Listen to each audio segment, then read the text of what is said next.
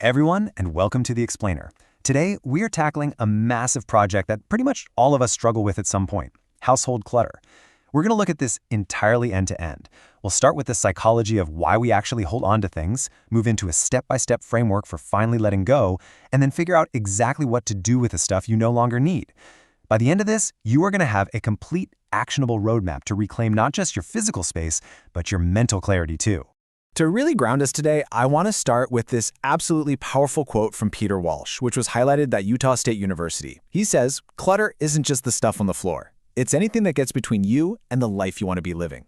Man, that really hits home, doesn't it? We so often think of a mess as just a physical annoyance, but it's actually a huge emotional roadblock. Overwhelmed spaces cause real, measurable anxiety.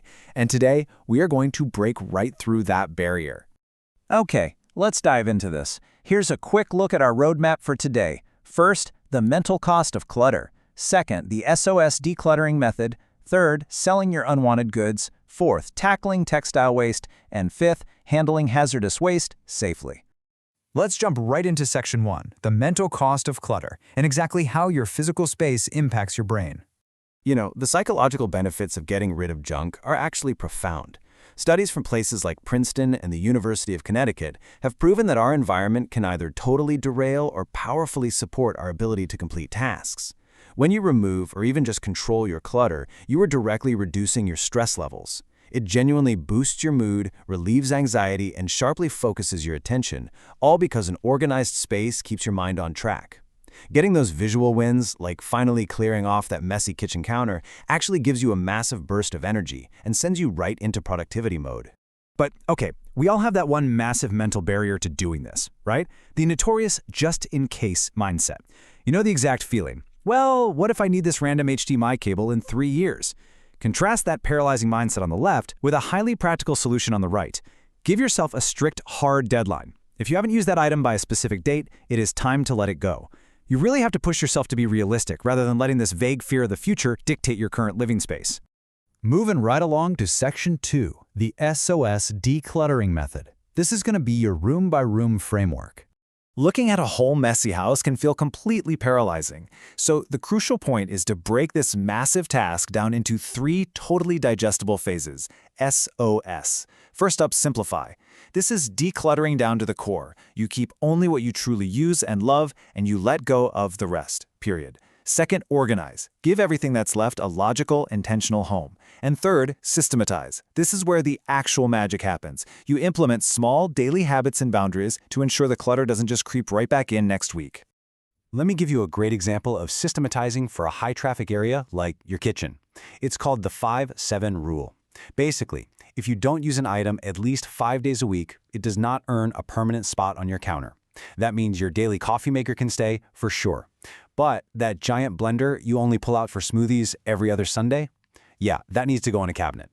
Creating this kind of visual breathing room makes cooking and cleaning so much easier. Another absolute game changer is the 1-in, 1-out rule. This is absolutely essential for managing high clutter zones like your closet or kids' toys. The rule is super straightforward. Whenever a new item enters the home, an old one has to be donated or discarded. Buy a new sweater, an old one goes straight to the donation bin. This sets a hard physical boundary on your space and literally stops clutter creep dead in its tracks. All right, Section 3, selling your unwanted goods. We're solving the ultimate what's next conundrum. So you've sorted your stuff, but choosing the right platform to sell it on is everything. According to resale experts at Cashew and Resale OS, routing your items strategically maximizes your return. Got high-end investment-grade furniture? Take that straight to First Dibs or Cherish for premium pricing. Vintage or handmade goods absolutely belong on Etsy, where buyers appreciate the backstory. If it's a specific branded item, eBay is still a powerhouse. For bulky furniture where shipping is usually a complete nightmare, a platform like Cashew is incredible because they have delivery built right in. And hey, if you just want it gone locally and fast, Facebook Marketplace is still the undisputed king. Now, what's really interesting about this slide is that the era of just snapping a blurry photo and throwing it online, yeah, that's over. Today, structured data and high-quality listings are the real keys to selling fast. Buyers want clean, bright photos with zero background clutter. They expect painfully honest condition notes. You absolutely must include exact dimensions because people filter hard based on size.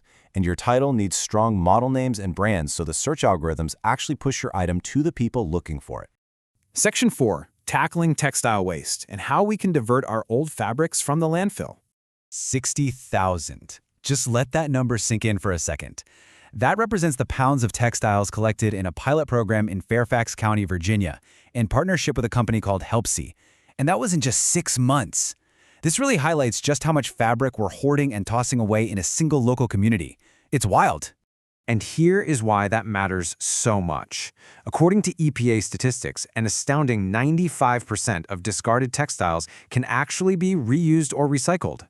Only 5% actually belongs in the trash. When we take the time to drop our worn-out shirts, torn jeans, and faded linens at dedicated textile recycling drops instead of the garbage bin, we conserve an incredible amount of energy and directly support a circular economy.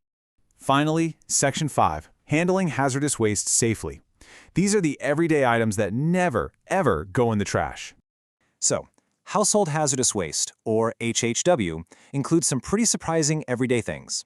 For example, looking at guidelines from cities like San Diego, this includes all types of batteries, fluorescent light bulbs, motor oil, leftover paint, old electronics, prescription meds, and medical sharps. None of this can go in your curbside bin, folks. They leach heavy metals and toxins straight into the environment. You have to take these to dedicated local collection facilities, which, by the way, are usually completely free for residents to use. And this brilliantly illustrates how local programs are stepping up to manage these toxic materials. Paint Care California uses a fee structure based on container size to make sure paint is recycled properly. A tiny fee is added when you buy new paint, just 30 cents for less than a gallon, up to $1.50 for a 5-gallon bucket. Because of this built-in system, you can drop off your old, unused paint at participating stores for absolutely no charge when you're decluttering. It's a fantastic reminder to check your own city's resources for disposal programs. So, what are you going to declutter first? We've covered the mental benefits, the SOS method, online selling, and safe disposal. You have the entire toolkit now. But the real question isn't just what you'll declutter today, it's asking yourself what that pile of just-in-case items is actually costing you in mental peace. I want to challenge you to take that first small step right now. Thanks so much for joining me on this explainer, and happy decluttering.